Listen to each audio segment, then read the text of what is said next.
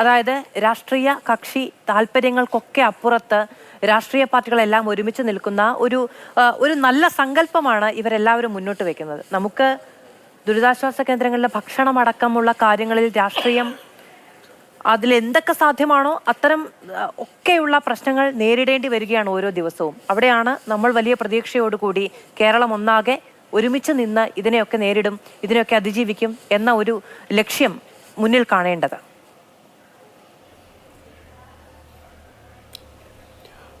മധു നേരത്തെ വിജയനാഥ് സാർ പറഞ്ഞ പോലെ പൊളിറ്റിക്കൽ കൺസെൻസസും പൊളിറ്റിക്കൽ വില്ലും മാത്രം പോരാ.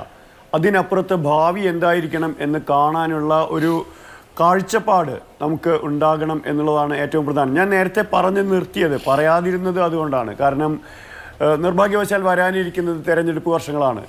ഈ പറയുന്ന രാഷ്ട്രീയ കക്ഷികൾ നമ്മളുടെ അനുഭവത്തിൽ സ്വാഭാവികമായും അത്തരത്തിൽ മറ്റ് കാര്യങ്ങളെല്ലാം മാറ്റിവെച്ചുകൊണ്ട് വയനാടിന് വേണ്ടി യോജിപ്പിൽ എത്താനും ആ വിധത്തിൽ വയനാടിൻ്റെ ആവശ്യങ്ങൾ എന്ത്, വയനാട്ടുകാരുടെ ആവശ്യങ്ങൾ എന്ത് എന്ന് മനസ്സിലാക്കിക്കൊണ്ട് മുന്നോട്ട് പോകാനും കഴിഞ്ഞാൽ മാത്രമേ ഇപ്പോൾ തെരുവിലായിട്ടുള്ള, ഞാൻ ആ വാക്കുപയോഗിക്കുന്നത് തൽക്കാലത്തേക്ക് അവർക്ക് ഷെൽട്ടറുണ്ട്, പക്ഷെ അതിനപ്പുറത്ത് തെരുവിലാവുന്ന ആ മനുഷ്യരുടെ അവസ്ഥ, അതിനെ എത്രത്തോളം ഭാവി കരുപ്പിടിപ്പിക്കുക എന്ന് പറയുന്നൊരു വലിയ വിഷയമുണ്ട്. നമ്മൾ ഈ പറയുന്ന, ഞാൻ നേരത്തെ പറഞ്ഞ സ്ഥലങ്ങളെല്ലാം ചേർന്നിട്ടാണ് അവിടെ ഈ പറയുന്ന സ്കൂളുകൾ പിന്നീടാണ് വന്നിട്ടുള്ളത്. മറ്റ് കാര്യങ്ങളെല്ലാം ഇതിനെ ചുറ്റിപ്പറ്റിക്കൊണ്ട്, ഈ ജനവാസ കേന്ദ്രങ്ങളെ ചുറ്റിപ്പറ്റിക്കൊണ്ട് സ്വാഭാവികമായി വികസിച്ചതാണ്. ഇപ്പോൾ കോളിംഗ് കൗണ്ടറിയൊക്കെ ഇവിടെ എസ്റ്റേറ്റ് മാനേജറായിരുന്നു എന്ന് കേട്ടിട്ടുണ്ട്. ആ വിധത്തിലുള്ള പല തരത്തിലുള്ള നൂറ്റാണ്ടുകളായി കടന്നു വന്ന് തേയിലത്തോട്ടങ്ങളിലൂടെ തൊഴിലാളികളിലൂടെ കടന്നു വന്ന് പല രാഷ്ട്രീയങ്ങളിലൂടെ പല തലമുറകളായി കടന്നു വന്ന് രൂപപ്പെട്ട ഒരു മനുഷ്യർ. അപ്പോഴും മാധു, ഞാൻ കാണുന്നത് അവരുടെ സങ്കടങ്ങളാണ്. ഈ വെള്ളൊലിപ്പാറയുടെ താഴെ, ഈ പുഞ്ചിരിമട്ടത്തിനും താഴെയുള്ള ഈ മുണ്ടക്കൈ അങ്ങാടിയുടെ മുകളിലായിട്ടാണ് അവിടുത്തെ ആശാവർക്കറായിരുന്ന സുബൈദത്തയുടെ വീട്. ഇത് കണ്ട് പകച്ചു നിന്ന ആ ഭാഗ്യം കൊണ്ട് ജീവിതത്തിലേക്ക് കടന്നു വന്ന ഒരാളാണ് സുബൈദത്ത. അവരെ കാണുമ്പോൾ അവർ കണ്ണീരോടെ അവർ പറഞ്ഞ കാര്യമുണ്ട്.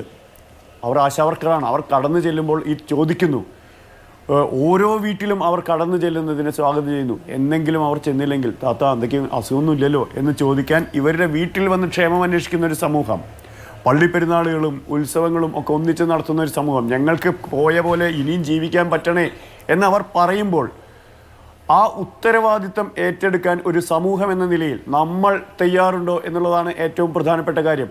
അവിടെയാണ് ഈ പൊളിറ്റിക്കൽ കൺസെൻസസ്, പൊളിറ്റിക്കൽ വില്ല് എന്നൊക്കെ പറയുന്നതിനപ്പുറത്ത് ഒരു പേഴ്സ്പെക്റ്റീവ് എത്രത്തോളം സക്രിയമായി നമുക്ക് മുന്നോട്ട് വയ്ക്കാൻ കഴിയും എന്നുള്ളൊരു ചോദ്യം ഈ ഘട്ടത്തിൽ വരുന്നത്.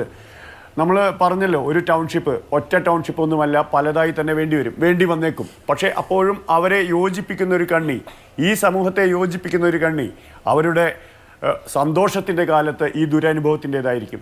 സ്വാഭാവികമായിട്ടും അത്തരമൊരു പെർമനൻറ്റ് ഷെൽട്ടർ നടപ്പാക്കുമ്പോൾ തന്നെ ഇതിന് പിന്നിലായി വരും വർഷങ്ങളിൽ സമീപസ്ഥമായ പ്രദേശങ്ങളിലോ ഇവർക്ക് തന്നെയോ ക്ലൈമറ്റ് ചേഞ്ചിൻ്റെ ഭാഗമായിട്ട് വലിയ തോതിൽ പെരുമഴ പെയ്തിറങ്ങുന്ന ഒരു കാലത്ത് അവർക്ക് കയറി കിടക്കാൻ ഒരു ടെമ്പററി ഷെൽട്ടേഴ്സ് ഉണ്ടാക്കുക എന്ന് പറയുന്നത് അസാധ്യമൊന്നുമല്ല. ലോകത്ത് പലയിടത്തുമായി ചെയ്യുന്നുണ്ട്. എന്തിന് ഇന്ത്യയിൽ തന്നെയുണ്ട്. ബേ ഓഫ് ബംഗാളിലേക്ക് നോക്കൂ, സുന്ദർബൻസിൻ്റെ തീരത്ത്, ഒഡീഷയിൽ ഒക്കെ ഇത്തരത്തിലുള്ള വലിയ കലാമിറ്റികൾ മുന്നിൽ കണ്ടുകൊണ്ട് അവർക്ക് താൽക്കാലികമായ കിടപ്പാടം ഒരുക്കാനുള്ള സൗകര്യങ്ങൾ ചെയ്യുന്നുണ്ട്. അത് 1-2 ദിവസത്തേക്ക് മാറിപ്പാർക്കുകയും ആ ദുരന്തങ്ങൾക്ക് ശേഷം തിരിച്ച് വീട്ടിലെത്താനുള്ള സൗകര്യമൊരുക്കുകയും ചെയ്യുന്ന ഷെൽട്ടേഴ്സ് ഉണ്ട്. വയനാട് പോലുള്ളൊരു സ്ഥലത്ത് ഞാൻ തുടക്കത്തിലേ പറയുന്നു, ഇത് ഒരു ഒറ്റപ്പെട്ട വിഷയമായി മാത്രം കണ്ടുകൊണ്ട് നമുക്ക് മുന്നോട്ട് പോകാനാവില്ല. തീർച്ചയായും ചാലിയാറിൻ്റെ കാച്ച്മെൻറ്റ് ഏരിയയിൽ മലപ്പുറത്ത് സംഭവിച്ചിട്ടുള്ള പ്രകൃതി ചൂഷണവും ലോലമായ പ്രകൃതിയെ എത്രത്തോളം നമ്മൾ അതീവ ഗുരുതരാവസ്ഥയിൽ വെന്റിലേറ്ററിൽ തന്നെ എത്തിച്ചു എന്നുള്ളതും കൂടി നമ്മൾ പരിഗണിക്കണം. ഇത് പരിഗണിക്കുമ്പോഴും ഇത് പറയേണ്ടുന്നത് ഇപ്പോൾ ഇവിടെ ഈ ക്യാമ്പുകളിൽ കിടക്കുന്ന മനുഷ്യരോടല്ല. അവരല്ല തീർച്ചയായും അതിന് ഉത്തരവാദികൾ. അതിൻ്റെ ലാഭം കൊയ്ത ആളുകൾ അവരല്ല. അവർ അവിടെ ജീവിച്ചു പോയി. അവർ അന്നന്നത്തെ കാര്യം കഷ്ടപ്പെട്ട് ജീവിച്ച് കടന്നു പോകുന്ന ആളുകളാണ്. ലോകം മുഴുവൻ പ്രകൃതി ചൂഷണം നടന്നു, അതുകൊണ്ട് നിങ്ങൾ അനുഭവിക്കണം എന്നൊന്നും അവരോട് പോയിട്ട് ഒരാൾക്കും പറയാൻ പറ്റില്ല. അവരുടെ ജീവിതം എന്ന് പറയുന്നത് എത്രത്തോളം മുന്നോട്ട് കൊണ്ടുപോകാം, അവരുടെ ആശുപത്രി, കുട്ടികളുടെ വിദ്യാഭ്യാസം, അവരുടെ ഭാവി, തൊഴിൽ, ദൈനംദിന തൊഴിൽ, ഇതൊക്കെ ഇതൊക്കെ എങ്ങനെ കൊണ്ടുപോകും എന്നുള്ളതിനുള്ള വളരെ ദീർഘവീക്ഷണത്തോടുള്ള ഒരു പദ്ധതി മുന്നോട്ട് വയ്ക്കാൻ ഇപ്പോൾ കേരളം ഇവിടെ പരാജയപ്പെട്ടാൽ വരും നാളുകളിൽ കേരളത്തിൽ ഉടനീളം സമാനമായ പരാജയങ്ങളും സമാനമായ പ്രായോഗിക ദുരന്തങ്ങളും ആവർത്തിക്കുന്നത് നമുക്ക് നിസ്സഹായമായി കണ്ടു നിൽക്കേണ്ടി വരും. വയനാട് പണ്ടത്തെ വയനാടല്ല. ഓരോ വർഷവും കടന്നു വരുമ്പോൾ ഈ കഴിഞ്ഞ കാലത്ത് കഴിഞ്ഞ വേനൽ നമ്മൾ ആലോചിച്ച് നോക്കൂ. ജൂലൈ അവസാനത്തെ ആഴ്ചകൾ നിരന്തരം മഴയായിരുന്നു എന്നുണ്ടെങ്കിൽ സങ്കല്പിക്കാൻ പറ്റാത്ത ചൂടായിരുന്നു അതിനു മുമ്പുള്ള കാലം. ഇത് ഒറ്റ വിഷയമായും ഒറ്റ പൊട്ടിയൊലിക്കലായും മാത്രം കണ്ടുകൊണ്ട് പരിഹരിക്കാവുന്ന ഒന്നല്ല.